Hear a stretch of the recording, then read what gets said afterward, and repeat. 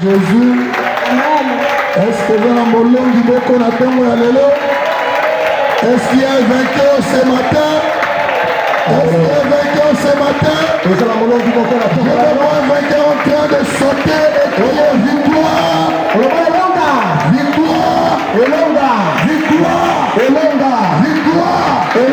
C'est une journée de victoire! C'est la victoire! Je suis venu annoncer à quelqu'un la victoire! Les portes qui étaient fermées vont s'ouvrir! Alors que Dieu amène un son moment! Les portes vont s'ouvrir! Il y a quelqu'un ici qui était esclave! Mais ce matin, j'annonce sa libération! J'annonce sa libération! Ce matin, Dieu a décidé. Et comme il a décidé, personne ne pourra s'y opposer. La Bible déclare. Sans la foi, personne ne lui est agréable. Or, sans la foi, personne n'est agréable à Dieu. Ce qui s'approche de Dieu, ils doivent croire que Dieu existe. Quel que soit ton combat, crois d'abord que Dieu existe. Quel que soit le complot, crois d'abord que Dieu existe. Avant le Cameroun existait, il y a déjà. Il était déjà. Solution.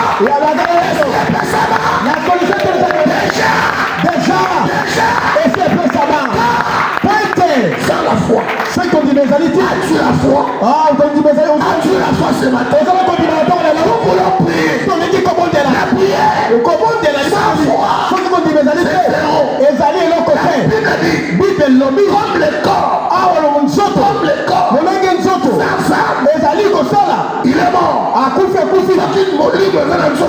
Si l'esprit n'est pas dans le corps, c'est la même chose. La foi sans œuvre, elle est morte. Je veux que ta foi soit excitée ce matin. Ce que tu attends, je t'annonce, c'est pas loin. C'est au-delà de toi. La femme qui a dans la perte de sang pendant 12 ans, son miracle n'est pas venu de loin. Elle-même, elle se disait en elle-même, sans avoir vu et touché Jésus, elle se disait, si je puis seulement toucher le pan de sa robe, je serai guéri. En elle-même, là où tu es, on est dans un cadre qu'on appelle la cité de gloire. C'est quoi la gloire? C'est la manifestation de la puissance de Dieu. Je prie Dieu, celui qui va crier Amen, que la gloire te localise. Alors que les mains sont levées, Dieu puisse que le voisin.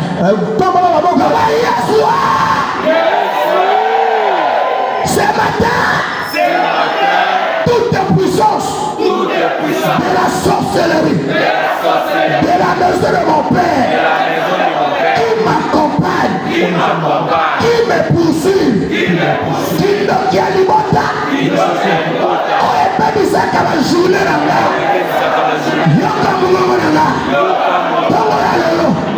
Pendant que je n'ai pas de main, je te détruis. C'est par toi le droit. Commence à prier.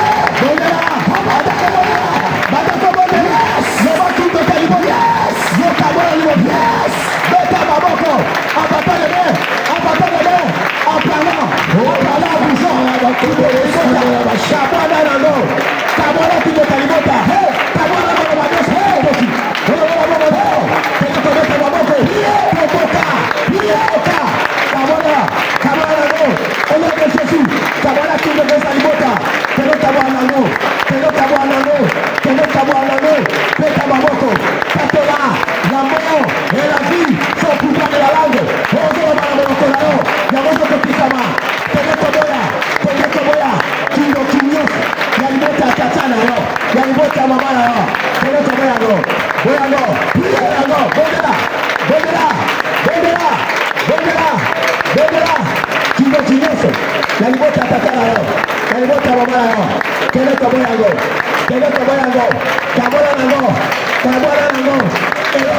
nyonso oyo ezokanga yo yokele liboso kabala nango Jésus-Christ. Si c'était là chez nous, là où je viens, la Cité de Triomphe, on se Jésus.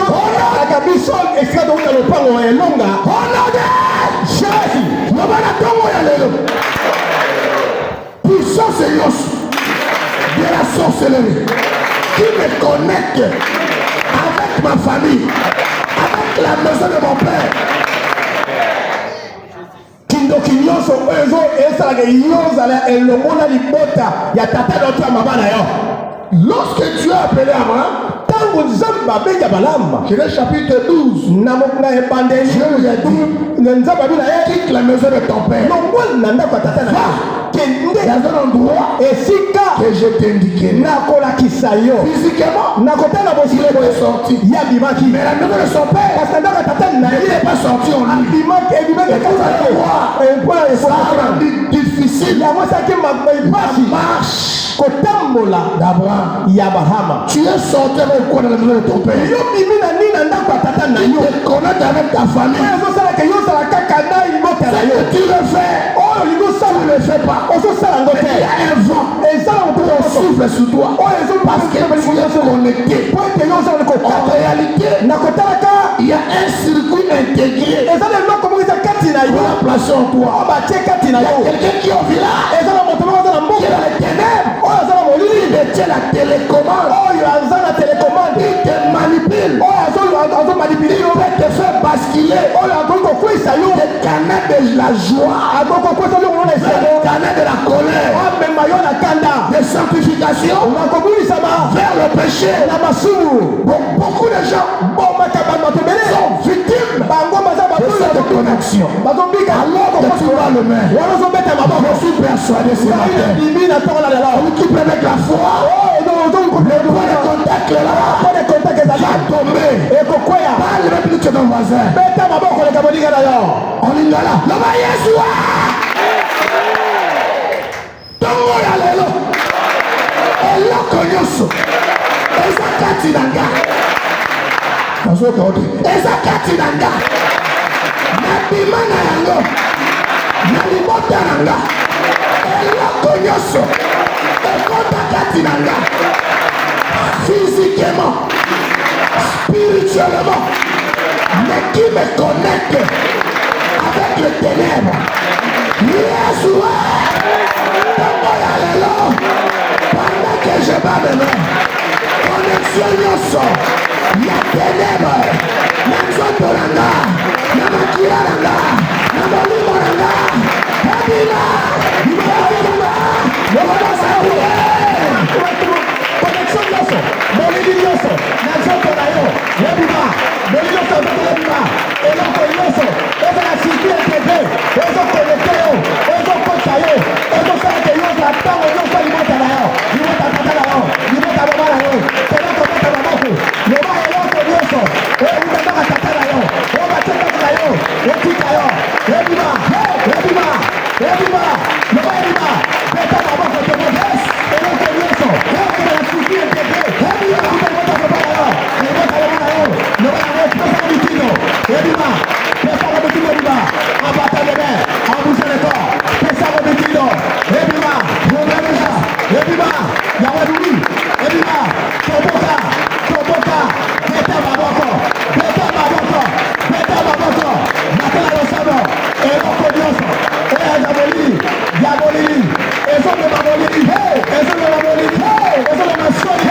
ezone masoni, ezone makosana, yabolima, ezolima, ezokoya, ezokoya, ezokoya, yawezokoya, yawezokoya, yawezokoya, ezokoya, yawezokoyi, yawezokoyi, beta maboko, katola, katola, eloko nyonso, ezone masoni, ezone masoni, na bobo ya yo, yawezokoya, ezokoya, ezokoya, ezokoya, ezokoya, tiwagoya, tiwagoya, ezokoya, eloko, eloko, protection de tombe, ezokoya, yawezokoya, beta maboko, kende, c'est le mouvement, on bouge le corps, midi 500 tomaram, midi 500 tomaram, beta maboko, eloko nyonso, oyo bakaka kati na yo. Yango ezopea. Ezopea. Ezopea. Ezopea. Ezopea. Ezopea. Yango ezopea. Ezopea. Viva. C'est la sorte. Ça ne peut pas rester. Ça doit libérer ta vie. Ça doit libérer ton corps.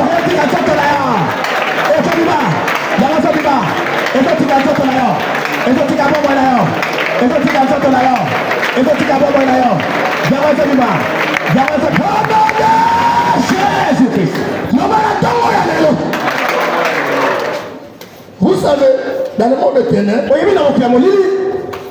le monde est bien organisé. Quand vous priez sans connaissance, vous êtes comme un batailleur. Je t'ai appris avec connaissance. D'où je viens dans ma famille, dans le plus grand rendez-vous de ma vie, lorsque je rêve, question de coucher avec une femme la nuit, dans les ténèbres, le rendez-vous là, tout ce qui va venir, ça ne réussira pas. Parce qu'il y avait quelqu'un qui précédait. Qui te précède la journée. Qui précède ta journée. Qui marche devant de toi. Pendant que Esaü se croyait fort pour aller chercher le gibier et venir prendre la bénédiction, Jacob l'a précédé. Il a tout pris. Qui te précède au marché, dans la journée, il y a quelqu'un précédé qui te précède. Amour à mon bali nayo. Précédé obéissance. Il y a pas nayo. Précédé client nayo. Précédé élévation. Écoutez, nous sommes à la dernière semaine de ce mois de janvier. Mois de janvier, c'est le mois de la prise de possession. Est-ce que tu veux prier avec moi? Je vais me lever. Qui plus que ton voisin? Quelqu'un peut monter encore?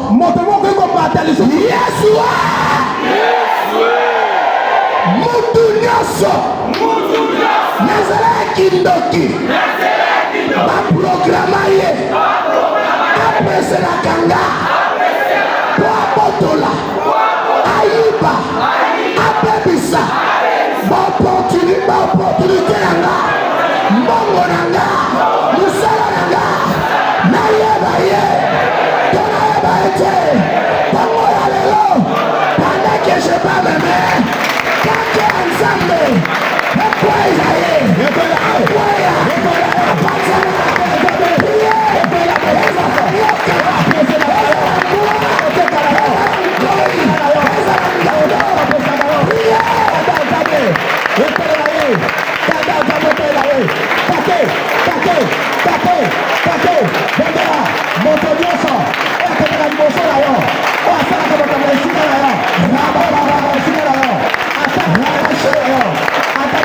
Attention,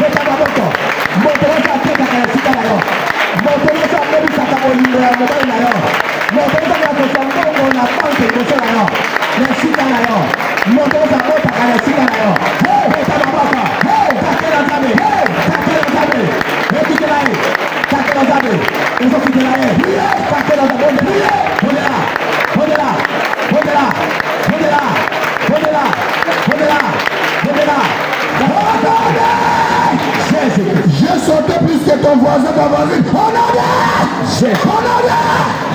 Faut sauter. Il n'y a rien qui se fait pour les fesses. Il y a des chaînes qui tombent en obéissant seulement à l'instruction donnée par l'homme de Dieu. Ils étaient tous les prêts. Jésus n'a ni prié pour eux, ni imposé les mains. Il a dit seulement, allez vous présenter au sacrificateur. Pendant qu'ils partaient, comme ils ont obéi à l'instruction, la lèpre était partie.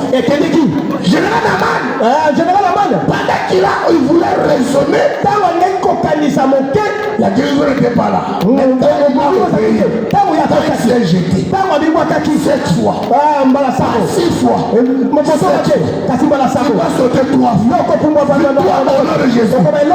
Est-ce que tu es prêt? Il est grand.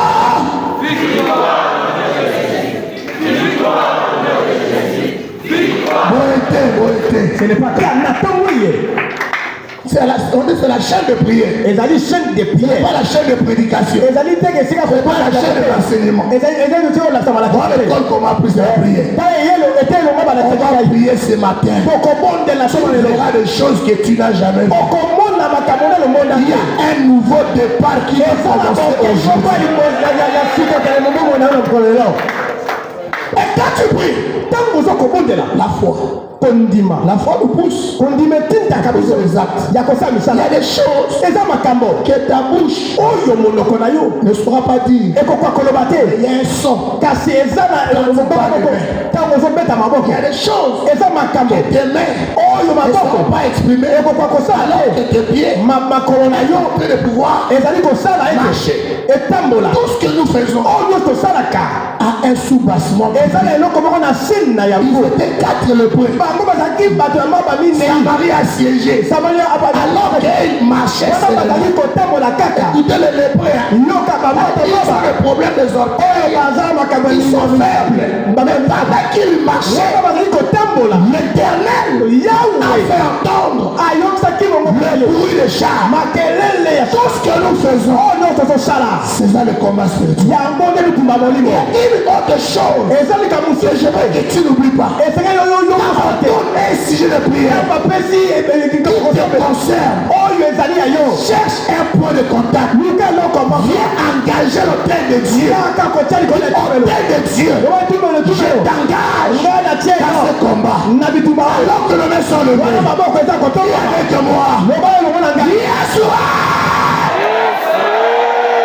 Mutunyasa Atelemaki Butuya lelo. Il y a semaine passée, Nakindoki, Azoloka, Nakomonanga, Ezana Yebaye, Tona Yebaye, Yeshua. Elles étaient des prostituées. Vivaient dans la même maison. Même chambre. Elles ont eu des enfants. Mais la nuit, lui ne s'est levé pour prendre son enfant qui est mort pour changer. Il change ta journée. Il y a des émissions lui. Qui t'a fait toucher la mort. Il y a des émissions d'accident. Qui t'a fait toucher les accidents. Et toi aussi dans ton chemin. On ne fait que te réprimander. On ne fait que te révoquer. Qu'est-ce qu'on t'a fait toucher? On n'est pas encore arrivé là. Là dans ton communiqué. Et quand t'as bon de pour ceux qui s'est levé la nuit. On va mettre ta main. Aujourd'hui, il tombe.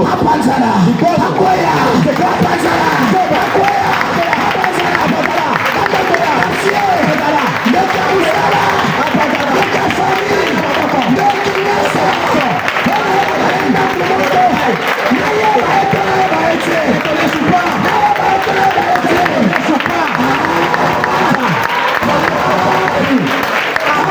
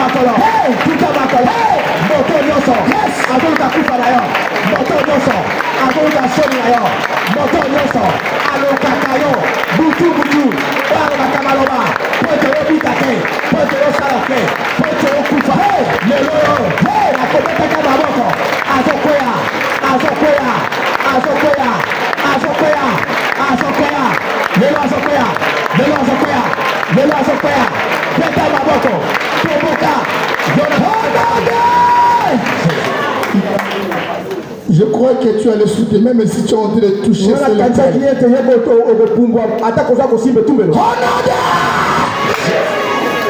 La journée, alléluia. Et ça date. Naloba.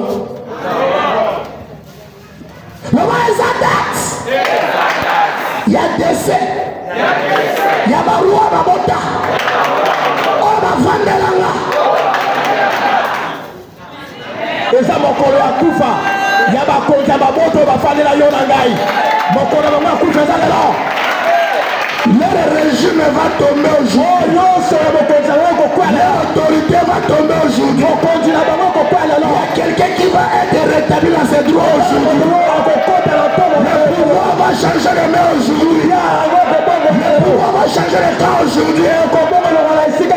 Esaïe chapitre 6. Le verset 1. Esaïe a dit l'année de la mort de Rosias. Namoni clair. J'ai vu clair. J'ai vu le ciel. J'ai vu la gloire de Dieu. Aussi longtemps que Osias est assis sur son trône, tu ne verras pas les enfants. Tu ne verras pas la maternité. Tu ne porteras pas l'alliance. Tu ne porteras pas la robe de mariage. Tu ne seras pas nommé directeur. Tu ne seras pas nommé major général. Tu ne seras pas monté dans les fonctions. Laisse-toi tomber. Est-ce que tu es prêt? Parle plus que ton frère.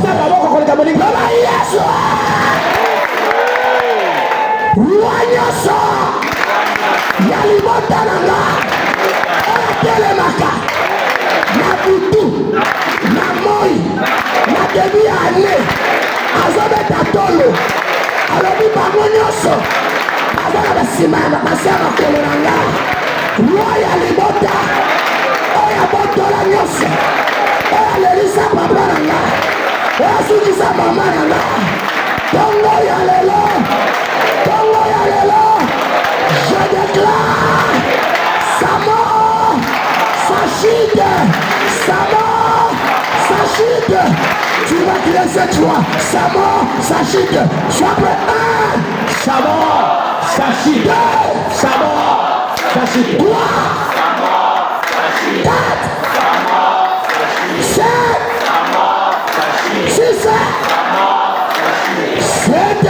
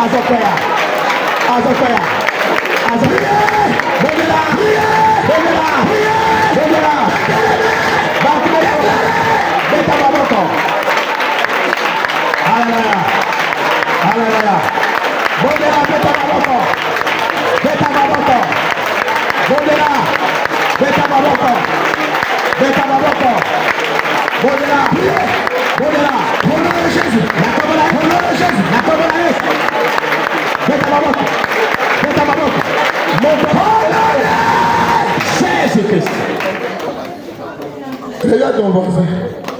Il voisin. Voisin. Moninga. Cette année. C'est mon année. Ce que tu confesses. Ce qui va arriver. Je te dis que c'est la mort. Le roi. Un roi doit mourir. Il y a un autre reine. Il y a saison de quelqu'un.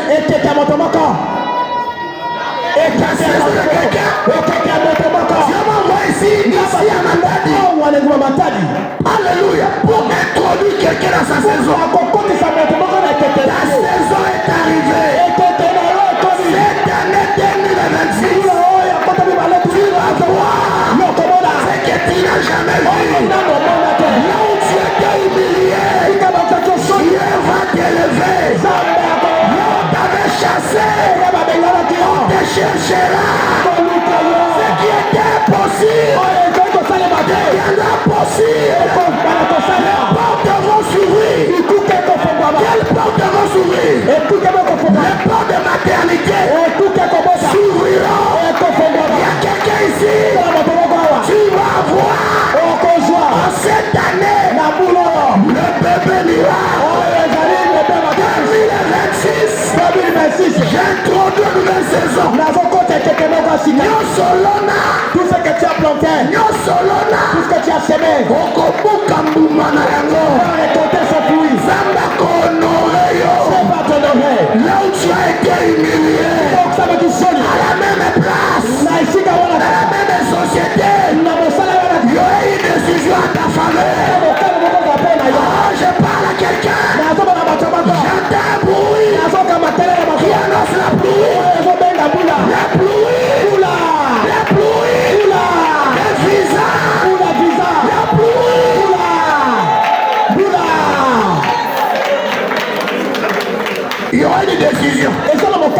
depuis la capitale à ta faveur. Il y aura un arrêté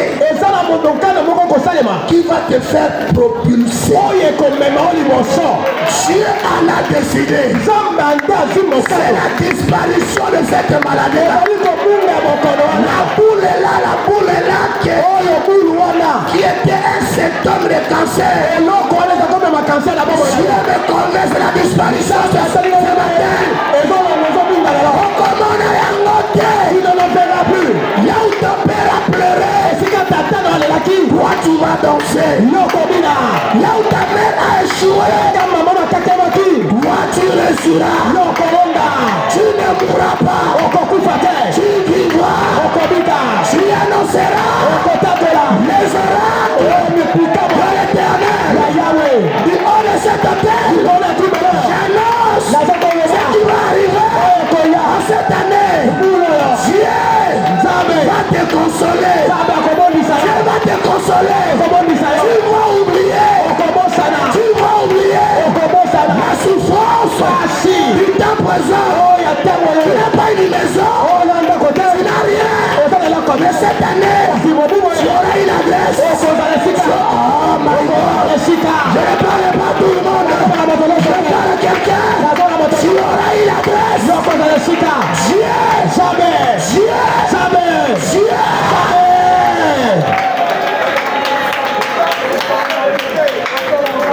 a décidé pour toi. Tu ne mourras pas. Je viens encore réitérer. Tu ne mourras pas. Poison dans ton aïe. Et comme vitamine. Tu ne mourras pas. Pourquoi? Parce que tu es le fils et la fille des promesses. Des promesses. Tu ne mourras pas. Somme 91, le verset 16. Dieu a dit, je te rassasierai de longs jours. Yo, il fera 40 ans.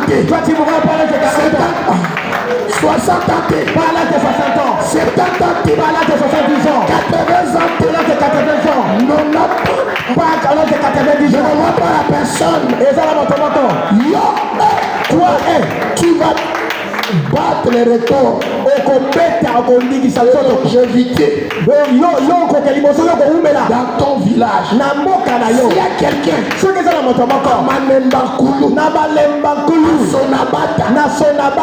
220 ans, tu vas dépasser ça. S'il y a quelqu'un dans la forêt de Mayombe a totalisé 70 ans de vie commis de mariage. Ton mariage ne sera pas disloqué. Il n'y aura pas de divorce.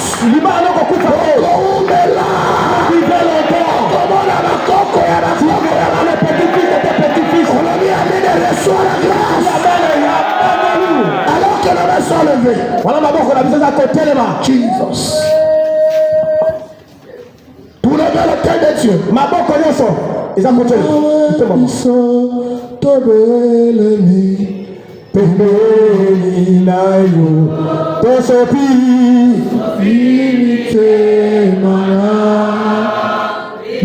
Jesus.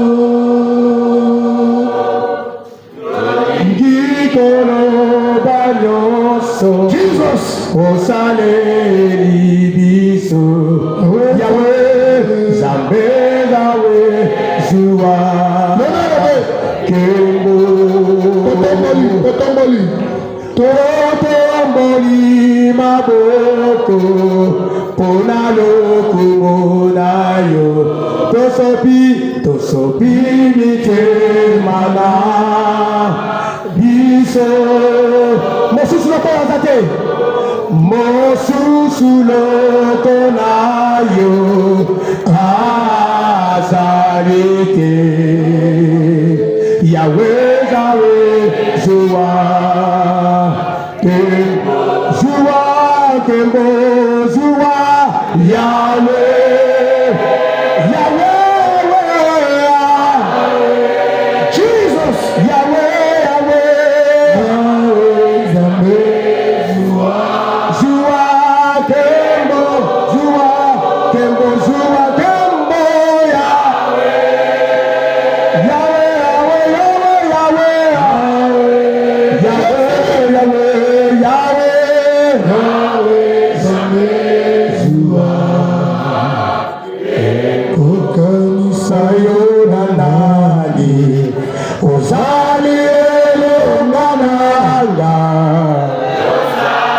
Nzambe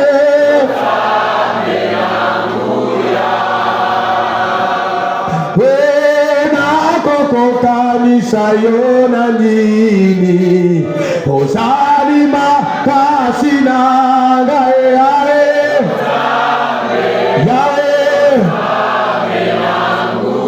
yemba likolo base ekumamela yo yawe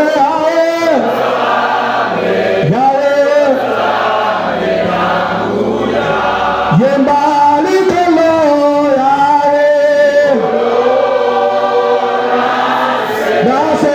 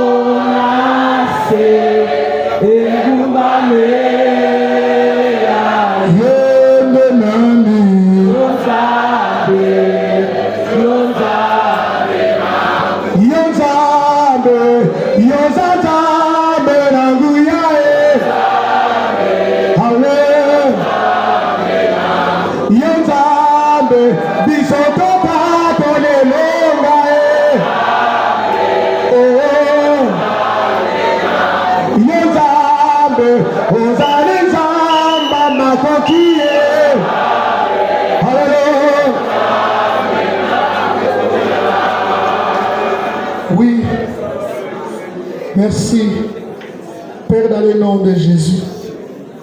Nous confessons et nous déclarons que tu es le Dieu tout-puissant. Personne n'est comme toi. Ce n'est pas en vain que nous sommes venus ici. Ta parole nous dit que tu t'es laissé trouver par un peuple qui ne te cherchait pas, qui ne connaissait pas ton nom, et à forcerie, moi et mes bien-aimés ici présents, nous sommes venus te chercher et nous connaissons ton nom. Ton nom, c'est Jéhovah Rapha. Ton nom, c'est Jéhovah Jireh. Ton nom, c'est Jéhovah Tchikenu. Ton nom, c'est El Elam. Ton nom, c'est Jéhovah Sabaoth. Ton nom, c'est Docteur Jésus. Nous avons la certitude et la foi ferme que les choses vont changer. Amen. Dans le nom de Jésus. Au nom de Jésus. Ainsi je prie. Amen. Amen. Amen. Amen. Amen. Jésus. Gloire à Jésus. Je ne sais pas si on doit s'asseoir.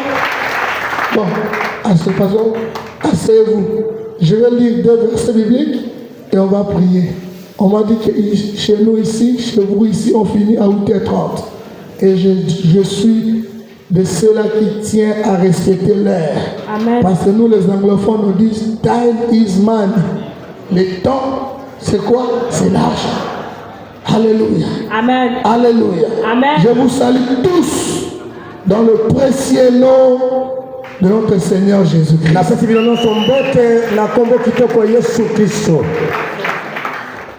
Et ce matin, j'ai reçu la grâce que je sois programmé ce matin ici, partager avec vous. Je bénis toute l'équipe missionnaire chapeautée par notre papa Cordon, papa Gédéon Mwamba, ainsi que sa charmante épouse. Toute l'équipe missionnaire, soyez bénis. Tous les staff, soyez bénis. Toute la communauté, pour le ministère, ici dans notre siège, de Matadi, que Dieu vous bénisse. Merci.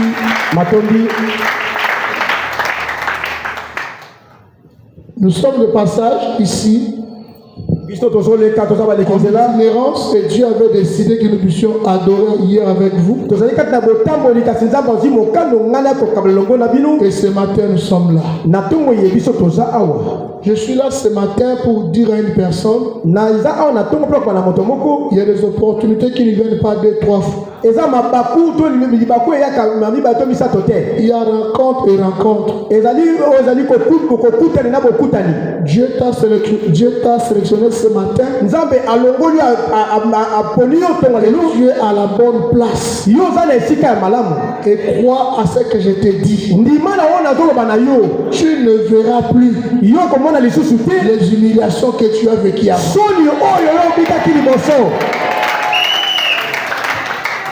Dieu a dit à Moïse, transfère cette parole aux enfants d'Israël. Les Égyptiens que vous voyez aujourd'hui, vous ne le verrez plus jamais. Je suis venu pouvoir te armer. Là où tu avais échoué, on aurait dit que ce n'est pas un échec, mais c'est une page de ton témoignage. Matad va adorer Dieu par rapport à ton miracle. Les chantres vont chanter le Dieu de maman. Parce que cette année, on doit racheter le temps. Rachetons le temps. Parce que nous avons passé beaucoup de temps dans des choses qui ne glorifient pas Dieu. Dans des échecs et dans beaucoup de choses. Dans le livre de Romains chapitre 13, nous avions suivi le message que le berger sentinelle avait libéré ici. Il a parlé que la nuit est avancée. Il s'est dépouillé. Il a parlé de se revêtir de la lumière. Sans cela, on ne va pas avancer. Ma modératrice va me lire rapidement des versets. Et on va prier. On va prier. Amen. Premier verset biblique, Romains chapitre 13, le verset 11 à 14. Je lis la parole de Dieu, Romains 13, 11 à 14. Je lis au nom de Jésus. Amen. Cela ne porte d'autre prix que vous. Savez en quel temps nous sommes. C'est l'heure que vous réveillez afin du sommeil. Car maintenant le salut est plus près de nous que lorsque nous avons crié. La nuit est avancée, le jour proche. Dépouillons-nous donc des œuvres des ténèbres, revêtons-nous des larmes et de la lumière. Marchez honnêtement comme un plein jour, loin d'excès d'ivrognerie, de licerie, de cupidité, de querelles et de jalousie. Mais revêtons-nous du Seigneur Jésus-Christ et n'ayons pas soin des chairs pour satisfaire nos convoitises, mais la parole d'Éternel. Acclame la parole du Seigneur. Alors que tu es en train d'acclamer que le bénéfice lié à cette parole s'attache à toi. Écoutez, cette année, prends conscience.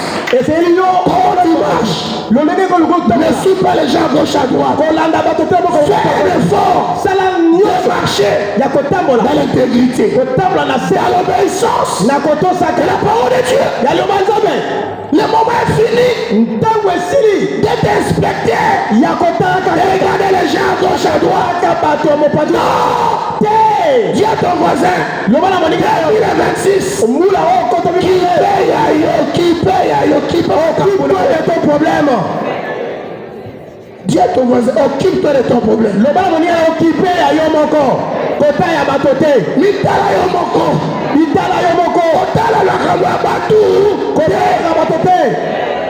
Kutali manganiko. Mi Omitalela yo moko. Omitala yo moko. Gloire à Nzambe ko se manifester. Tembo na Nzambe komimonisa. Alors ce matin, Na tongo ya alors que je prépare ici, o ngala bona Dieu m'a dit, Nzambe bina ngai. il nous faut nous dépouiller Esengeli biso tokabwana. les œuvres de ténèbres. Tolokola oyo bibundeli ya Pour la molili. prière, Na libondeli on va faire une seconde partie. oyo tokosala mbala mibale. Les œuvres de ténèbres. Misala molili. Les œuvres de ténèbres. Misala Nous molili. devons nous dépouiller de ça. Esengeli biso tokabwana na ngo. Première des choses, Eloko ya ce yambo. sont des problèmes. Ezali makambo. Tout ce qui nous sépare de Dieu. Oh nyonso tokabwana biso Il na faut se Nzambe. dépouiller de ça. Esengeli biso tokabwana na Les ngo. œuvres de ténèbres. Misala molili. Dans ta vie, dans ma vie, Na bomoi na c'est aussi eza pe lokola des choses makambo dont Dieu n'a pas voulu. oyo Nzambe alingaki Mais te. nous vivons ça. Kasi biso tozobika ngo. La maladie Bokono est une œuvre ezali musala de ténèbres. ya molili. Tu es venu ce matin. Oye na tongo ye. Tu as des soucis. Oza na makambo na C'est une œuvre ezali mosala de ténèbres. ya molili. La Bible dit, Bible elobi ne vous inquiétez de rien, okobanga te. mais en toute chose, Kasi na makambo nyonso faites connaître à Dieu. talisa na Nzambe. Alléluia. Alléluia. Alléluia. Alléluia. À Dieu vos besoins. Talisa na Nzambe ozali posa Par la nano. prière, Na nzela kobonda. par les murmures, Nakoyimaka yimaka par le désespoir. nakoyibaka Beaucoup kateli. de gens, Bato au ebele. début de l'année, Na bula le diable t'a fait voir Nzambe que apeke 2026 ete mbula sera égal yamwe à kohalele 2025. na bula tobi baleki J'entends quelqu'un dire jamais. koyi kosalema te. Le mot de découragement. Tu dois enlever le découragement. Attention, mon ministère, l'ongola. Même si tu vois que peut-être tantôt plus Tourne tes regards vers le Seigneur. la kaka ya Nous devons nous dépouiller ça serait ton de kabwana l'incrédulité. kabwana kotaka C'est une kolima œuvre. kosaka kolimeta kosala ya moleli. Dépouiller, c'est quoi? we kolgolo C'est kokokeza débarrasser, ezali kolongola ôter, kolongola enlever. kolongola. Alléluia. Hallelujah. Alléluia. Amen. La Bible de Paul dit, Bible bi Paul si nous marchons dans la chair, soki totamba na mosuni nous ne combattons pas selon la chair. biso tozobunda te na koleka na mosuni Parce que les armes pamba te avec bimiteli lesquelles oyo nous combattons, tozobundela yango elles sont puissantes ezali na nguya pour renverser mpo na kobalola les forteresses. mpo na kokwesa On ne combat pas babundisaka dans te la haine. kobundela On koyina ne combat pas okoki kobunda te dans le manque de pardon. na kozaka On ne kobundisa combat pas okoki kobunda te dans la jalousie. na kozaka na On ne oyo combat pas. babundaka te. Alléluia. Alléluia. Avec les œuvres de ténèbres. na misala ya molili. Comment combats-tu? lolenge nini ozali kobunda Tu combats comment? obundaka ndenge nini Alors que Goliath était là, wana goliath azalaki wana David dawidi s'est présenté ye amimonisa pour aller l'attaquer. mpo na kokende kobundisa ye. David, dawidi qui craignait Dieu, aza kobanga obéissait à Dieu. azali kotosa Mais il nzambe arrive kasi akomi devant le roi. liboso ya mokonzi Le roi Saul, mokonzi sol alobi tu vas te battre avec lui. yo okende kobunda na ye. Oui. iyo Ne regarde pas ma taille. kotala te lolenge Quand nazali mon serviteur ngai o mosali na yo était dans la forêt, ntango mosali azalaki na zamba il a combattu. Il a abundaki tué abomaki les ours, bambombolo les lions. abomaki bakosi. C'est même Dieu. nzambe wana kaka Avec moi. aza elongo na ngai Cet homme va tomber. moto ana kokwea Vous savez quoi? oyebi nini Saul a dit non. aza olobi On te va le battre comme ça. nzambe alobaka moko te Allez, prends mon casque de salut. lobele kosa kaske ya sali na ngai C'est ça. late Prends mon javelot. mopaka nyonso okolata kende. David a porté. David alati Mais la Bible dit, Bible elobi David dawidi n'a pas pu combattre akokaki avec kokolata les armées. na babimundeli oyo C'est bapesaki ça pourquoi ya sol mpo na nini il n'était pas habitué. po ete yazaki na komesana na Il kota a jeté ça. ya bwakaki oyo nyonso Combat napesaki comment? nani abundisaka yo Comment tu combats? obundaka ndenge nini Quelles sont les armes que tu utilises? bibundeli nini yo osalelaka Nos armes, bibundeli ya biso c'est la vérité. ezali solo Nos armes, ebundeli c'est ya la biso parole de Dieu. ezali yo banzambe Nos armes, bibundeli ya c'est biso le nom de Jésus. ezali kombo na Nos yesu armes, bibundeli ya c'est biso le sang de Jésus. eza makao na Nos yesu armes, bibundeli ya c'est biso le Saint-Esprit. ezali Oui, nos armes, bibundeli ya c'est le biso témoignage. ezali Il mateko a vaincu à cause alonga du biso sang de l'agneau, Il a et à cause de la parole de leur témoignage. Osa témoigner nini pour la mécola yo? témoigne-tu pour ton frère et ta soeur Évitez le parlement des gens. l'accusation. Cette heure a révolu. Le salut est proche de nous. Cherchons Dieu. Passeras-tu l'éternité?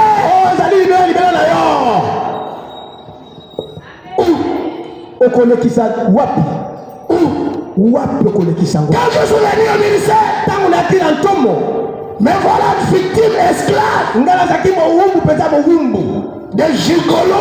ya gigolo Connaissez gigolo? oyebi gigolo ni ngoba nini Un jeune ou un homme elenge moko te mobali moko qui vit au départ d'une femme. ye abikaka na se ya nguya to na loboko ya mwasi moko. Mon père sortait avec les petites filles. Tata na nga azali kolala to kobima na Ma mère sortait avec le mari d'autrui. mama na nga aza kolala to kobima na bibali. Moi les enfants, nga mpe mwana bango j'ai répété le soir. nazokelaka lisolo wana Au lieu de pouvoir chercher les femmes de mon âge, naluka basi moi c'était les vieilles mamans, les mamans nga nazakolingaka bamama mariées, beaucoup d'argent et venaient me proposer même. oyo bazalaki kobala balina mboko bele bango bazali koya koluka ngai. C'est dans cet état-là que moi j'ai vendu ma jeunesse. londemo ndenge natikaki bolenge na ngai.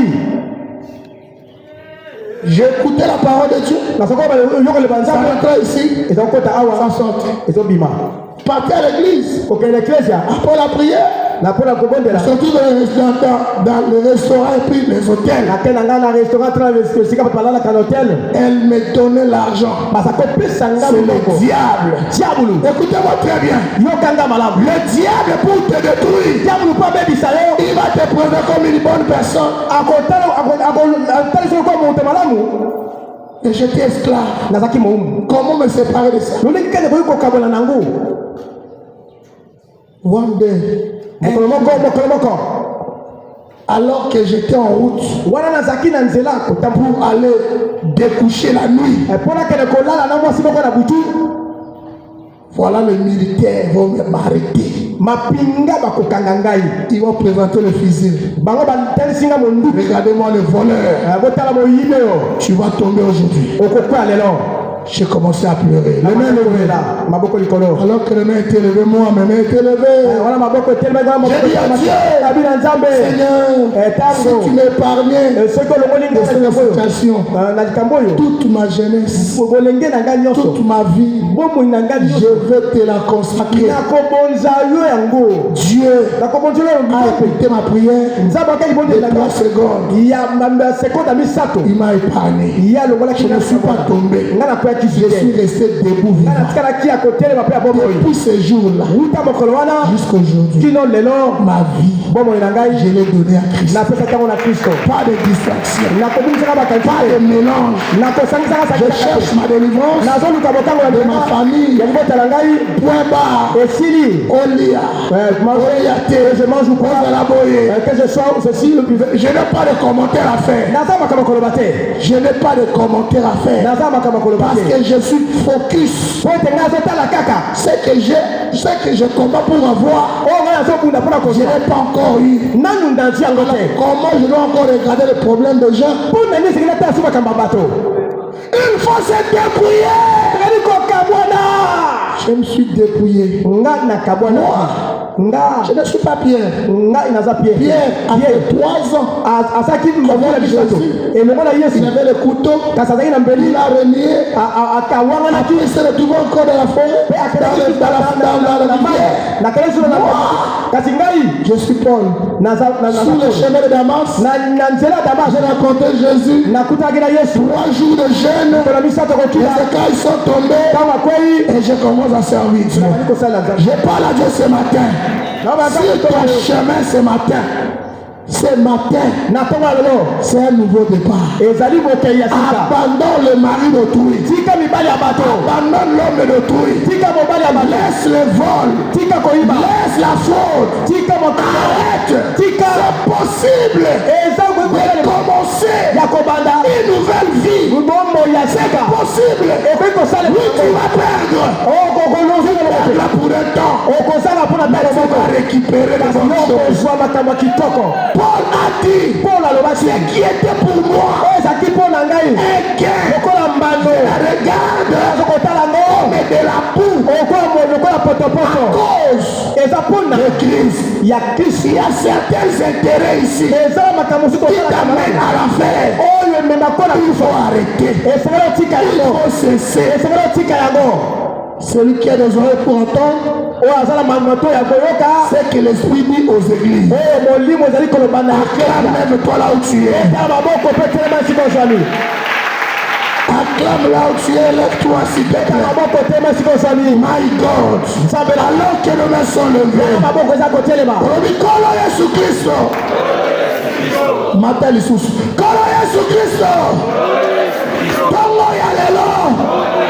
Tu m'as parlé. Tu m'as parlé. Kolo Yesu.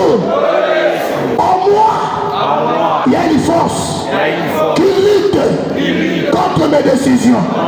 Par ta parole, la parole que tu m'as envoyée, libère mon esprit de la captivité.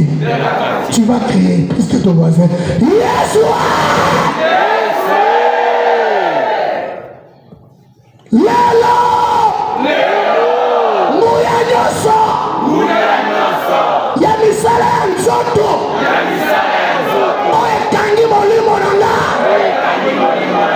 Qui me pousse toujours dans le mal. Tongo ya lelo! Nama wana yo! Nangolu na yo! Yeshua! Nazala makila! Ya Yesu! Biloko ya molili! Etikana! Commence à prier les mains levées. Commence à parler. Biloko ya molili etikayo. Loba biloko ya molili banda koloba. Banda koloba. Biloko nyonso neko kanga bomo na yo. Oya molili. Oya molili. Etikayo. Etikayo. Biloko nyonso kindoki. Ozo même soli na bomo na yo. Jésus. Etikayo. Jésus. Un murmure. Koyima ima. Yesu na koyima ima. Koza bima ya bato. Koza basi ya bato. Ezotikayo. Ezotikayo. Ezotikayo. Ezotikayo. Ezotikayo. Merci Seigneur Jésus-Christ. Non mais levé. Nous allons invoquer le feu. Que le feu nous débarrasse de toute réalité spirituelle. Il y a beaucoup ici. Il y a le code de Mayaka. Ce sont des serpents. Plusieurs personnes on t'a baptisé. Et pas une personne qui est impudique. Il a introduit quelque chose dans ta vie. Beaucoup sont ici. Mais quel bazar c'est la cérémonie dans le cimetière. Comme il fait des cérémonies dans le cimetière à Mboka. Le cimetière du village. Tu as parlé, tu as dit. Depuis ce jour-là, alliance, c'est cette alliance que tu as porté les vêtements de mort. Tu sens l'odeur de mort. Pourquoi les gens te fuient? Pourquoi les maris te fuient? Pendant que les mains sont levées. Les mains levées, les mains. Tu vas crier. Père, je te prie. Papa, crie que ton fils va pousser. Que ton feu descende et détruit. Nyoko alatae. Et tous ces chefs coutumiers les amis des chefs coutumiers. La couronne comment faire porter. Des serpents. Puissant Seigneur sur la ténèbre. Toute puissance de ténèbres. Il y a un fumuketo. Des fumuketo. Il y a un fumuboala. Des fumuboala. Il y a un zingankouf. Puissance sur la ténèbre. Cette puissance de ténèbres. Sois prêt. Alors que les mains sont levées. Je ne vois pas tes mains levées. My God. Sois prêt. Tu vas crier cette fois.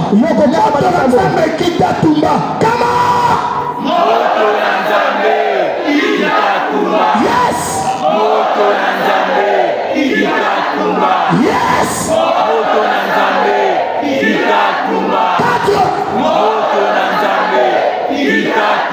5. 6. 7. Arrêtez. Commence à évoquer le feu.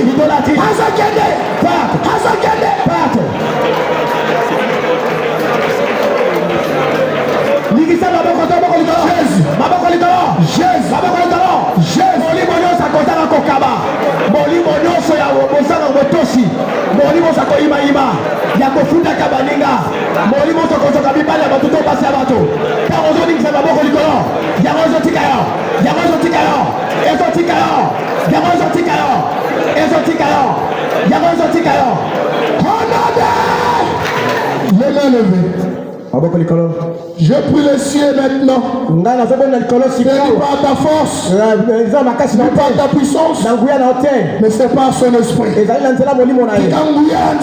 L'esprit de Dieu. Et nous sommes l'esclavagisme. Pas sortir de l'esclavagisme. L'esclavagisme. Pendant que je parle, la mer vient te localiser. La famille est venue dans les corps. La famille votre mari. La vendu par les péchés. Mais ce matin, la puissance de Dieu est par les sang. Est sorti de l'âme. Sort de la forêt.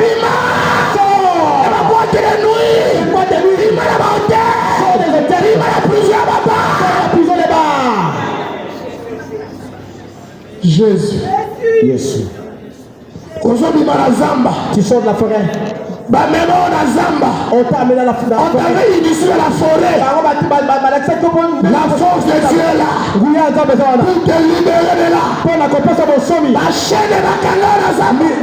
Toutes les chaînes. Jésus a dit, allez dans un village qu'on appelle Bethphagée. Vous trouverez un anneau attaché. Détachez-le. Parce que les mêmes en a besoin. Je te détache de là où tu as été attaché pour vivre les œuvres du diable. Sors. Ton esprit est amené par la transaction au salaire, comme transaction, par les rapports sexuels, dans une cérémonie, par même étoile quelque part. on a mené ton étoile quelque part. Je prie Dieu, ici la étoile là-haut ton étoile, na magie, dans la magie, na ba rose croix, dans la rose croix, na ba encanta, dans le cancard, mon lit, mon âme, ton esprit, ton étoile, ton étoile qui a été amenée, que ton étoile sorte. Le main levé. Je suis à la fin. Si ton chemin, cette semaine, c'est une semaine décisive. Elle marque la fin du premier mois. Et ça nous introduit au second mois. Le main levé. Goliath et Nyos. Il y a journée alléluia. Cette journée, alors que nous lui amen, alors que tu dis amen, il est tombé. Goliath et Nyos. Goliath, on a une mission. Qui a eu la mission. Qui t'arrête. Pendant 40 jours, Israël était là en train de pouvoir trembler. Depuis longtemps. J'annonce la chute de ton Goliath.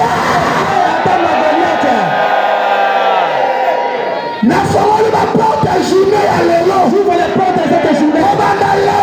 En commençant aujourd'hui,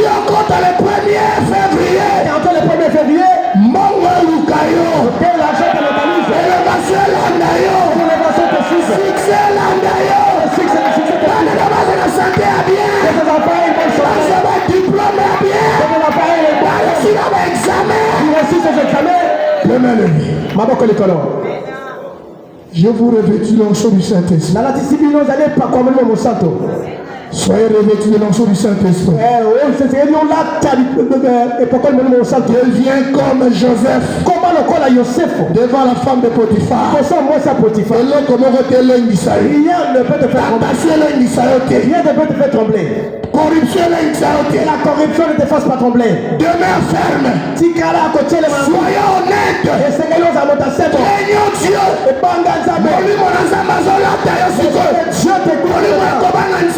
Esprit de cœur de Dieu. Il te donne un nouveau cœur.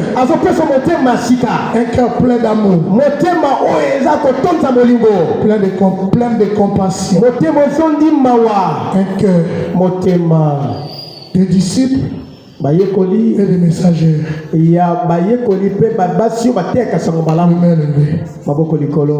C'est le début de nouvelle saison. Écoutez-moi bien. Ne pensez plus aux événements passés.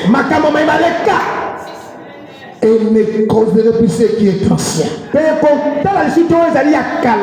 Voici toutes choses sont devenues nouvelles. Du haut de cet hôtel, j'annonce la nouveauté dans ta vie, la nouveauté dans tes affaires. Que tout se renouvelle, que tout se renouvelle, même dans ton lit conjugal, que les choses se renouvellent. Dans ton mariage, les choses se renouvellent. Il y a un cadeau pour toi. On va te cadeauter par une voiture ici. Dieu va ordonner des choses nouvelles. La personne qui a été oubliée. Babosana yo.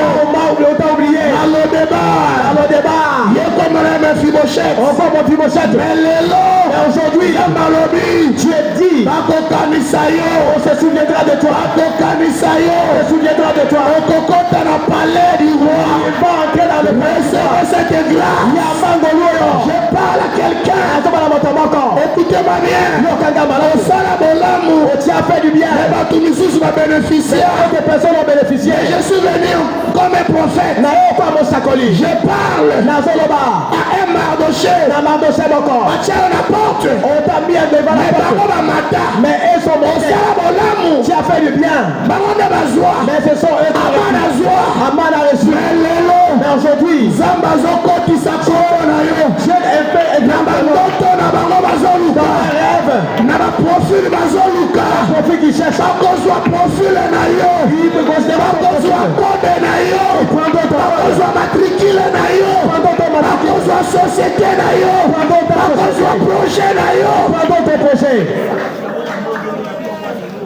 et pour boucler la boucle, tu vas crier. Tu vas crier, tout va bien. Tout va bien. Pendant cette fois. Et pour la 7e fois. Pour la 7e fois. Tu vas bouquet veut dire quoi en français? Réservé. Possession de la semaine. Partout je conduis le chef de prière le lundi. Pousse les enfants de Dieu. Apportez le chiffre 7. Tout va bien. Cette fois, tout va bien. À la 7e fois, tu prends une sémence. Chiffre 7, 7000 sois prêt. Toi qui as obéi, que Dieu ordonne à la bergerie de te suivre. Toi qui es venu ce matin, la grâce de Dieu est disponible pour toi. Tu verras des choses que tu n'as jamais vues. Et cette semaine, on va chauffer de prières. Ne reste pas à la maison. Sois prêt. Sois prêt. Bénéma. Tout va bien cette fois. Tout va bien en français cette fois. 2. Comment? Tout va bien. Tout va bien. 3. Tout va bien. 4. Tout va bien. 5. Tout va bien. 6. Tout va bien. Pour la 7e fois. Tout va bien.